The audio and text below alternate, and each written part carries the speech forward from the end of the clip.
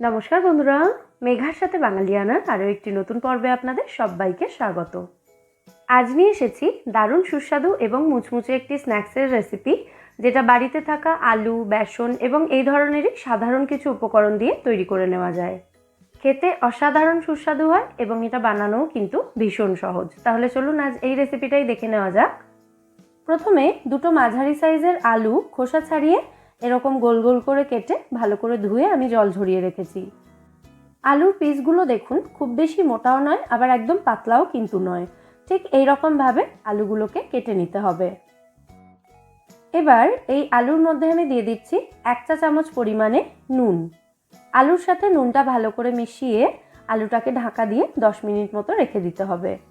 এইভাবে আলুর মধ্যে নুন মিশিয়ে রেখে দিলে পকোড়াগুলো ফ্রাই করতে খুব বেশি সময় লাগবে না, আলুগুলো নরম হয়ে থাকবে একদম, এবং আলুর মধ্যে নুনের পরিমাণটাও কিন্তু একদম ঠিক থাকবে, আলুগুলো খেতে বিস্বাদ লাগবে না। পাত্রটাকে ঢাকা দিয়ে দিলাম।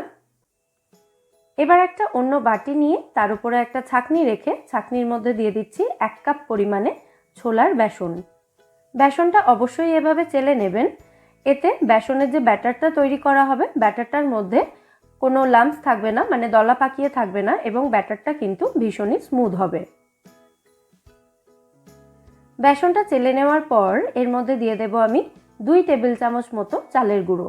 চালের গুঁড়ো দেওয়া হলে পকোড়াগুলো বেশি মুচমুচে হবে। বেসন আর চালের গুঁড়োটা একসাথে ভালো করে মিশিয়ে নিয়ে পরিমাণ মতো জল দিয়ে একটা ঘন ব্যাটার তৈরি করে নিতে হবে। জলটা অল্প অল্প করে দিতে থাকবেন এবং মেশাতে থাকবেন। একবারে বেশি জল দেওয়া হয়ে গেলে কিন্তু ব্যাটারটা পাতলা হয়ে যেতে পারে। দেখুন, একটা ঘন ব্যাটার আমি তৈরি করে নিয়েছি। এবার এটাকে ঢাকা দিয়ে 10-15 মিনিটের জন্য এটাকে এভাবেই রেখে দেব। 10 মিনিট ঢাকা দিয়ে রাখার পর ব্যাটারটা এখন ভালো মতো সেট হয়ে গেছে। এবার এর মধ্যে আরও কিছু উপকরণ দিয়ে দেব। প্রথমে দিয়ে দিলাম গ্রেট করা কাঁচা লঙ্কা স্বাদ মতো, একদম মিহি করে কুচোনো ধনেপাতা দিয়ে দিয়েছি এখানে 1 মুঠো মতো, স্বাদ মতো নুন দিলাম, 1/4 চা চামচ মতো হলুদ গুঁড়ো দিলাম, 1/2 চা চামচ জিরে গুঁড়ো, 1/4 চা চামচ মতো ধনে গুঁড়ো, 1/2 চা চামচ মতো রেড চিলি ফ্লেক্স, এটা অপশনাল, নাও দিতে পারেন, গরম মশলা গুঁড়ো 1/4 চা চামচ মতো, আর সাথে দিয়ে দিচ্ছি 1/2 চা চামচ মতো আদা রসুন বাটা। নিরামিষ করতে চাইলে শুধু আদা বাটা এখানে দিতে পারেন। সমস্ত উপকরণ একসাথে খুব ভালো করে মিশিয়ে নিচ্ছি। ব্যাটারটা একটু বেশি ঘন হয়ে গেছে, সেই জন্য 1 টেবিল চামচ মতো জল দিয়ে আবার এটাকে ভালো করে মিশিয়ে নিচ্ছি। দেখুন, ব্যাটারটা একদম রেডি হয়ে গেছে। এবার নুন মাখিয়ে রাখা আলুগুলো এই ব্যাটারের মধ্যে ভালো করে কোট করে এগুলোকে ভেজে নিতে হবে। নুন মাখিয়ে রাখার পর কিন্তু আলু থেকে বেশ খানিকটা জল ছাড়বে, সেই জলটা ফেলে দেবেন। পকোড়াগুলো ফ্রাই করার জন্য একটা কড়াইতে আমি পর্যাপ্ত পরিমাণে তেল খুব ভালো করে গরম করে নিয়েছি। এবার গ্যাসের ফ্লেমটা লো এবং মিডিয়ামের মাঝামাঝি রেখে ব্যাটারে কোট করা আলুগুলো এই গরম তেলের মধ্যে দিয়ে দিচ্ছি। একটা ব্যাচ আলুর পকোড়া ফ্রাই করতে সময় লাগবে 4 থেকে 5 মিনিট মতো, কারণ ভেতরে আলুগুলো রয়েছে, আলুগুলো কিন্তু সেদ্ধ হতে দিতে হবে। পকোড়াগুলো ফ্রাই করার সময় গ্যাসের ফ্লেমটা লো এবং মিডিয়ামের মাঝামাঝিতেই রাখতে হবে। যখন দেখবেন পকোড়ার মধ্যে চারিদিক থেকে এরকম সুন্দর গোল্ডেন কালার চলে এসেছে, তখন গ্যাসের ফ্লেমটা বাড়িয়ে দিয়ে তারপর পকোড়াগুলো তেল ঝরিয়ে তুলে নিতে হবে।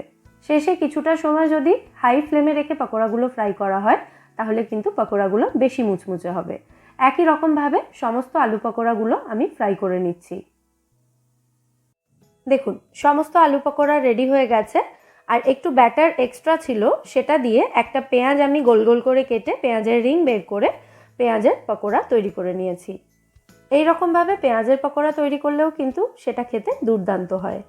ওপর থেকে একটু বিট নুন এবং চাট মশলা ছড়িয়ে এই আলু এবং পেঁয়াজের পকোড়া আপনারা সার্ভ করতে পারেন পছন্দ মতো যে কোনো সস দিয়ে। এবার একটা আলু পকোড়া আমি একটু কেটে দেখিয়ে দিচ্ছি ভেতর থেকে এটার টেক্সচার কেমন হয়েছে। দেখেই বুঝতে পারছেন আলুটা খুব সুন্দরভাবে সেদ্ধ হয়ে গেছে। সন্ধেবেলা জলখাবারে চা কফির সাথে অথবা দুপুর রাত্রে ডাল ভাতের সাথে এই আলু পকোড়া খেতে কিন্তু দুর্দান্ত লাগে।